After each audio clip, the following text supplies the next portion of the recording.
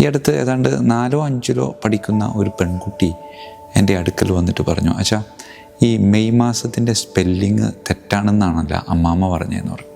അപ്പം ഞാൻ ചോദിച്ചു, എന്താണ് തെറ്റാനുള്ള കാരണം?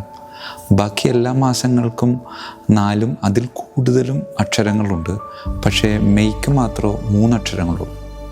അപ്പോൾ ഒരക്ഷരം അവർ എഴുതാൻ വിട്ടുപോയതാണ്. ആ വിട്ടുപോയ അക്ഷരം 6 ആണെന്ന് പറഞ്ഞു. അപ്പോൾ ഞാൻ ചോദിച്ചു, അതെന്താണ് അങ്ങനെ?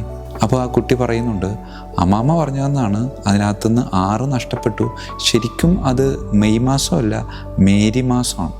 പ്രിയമുള്ളവരെ, എന്നിട്ട് ഈ അമ്മാമ്മ ഈ കൊച്ചിനോട് പറഞ്ഞു കൊടുത്ത ഒരു കാര്യമുണ്ട്. ഈ 6 എന്ന് പറയുന്നത് നമ്മൾ ചേർക്കേണ്ട ഒരു കാര്യമല്ല, മറിച്ച് 6 എന്ന് പറയുന്നത് റോസരിയെ സൂചിപ്പിക്കുന്നതാണ്.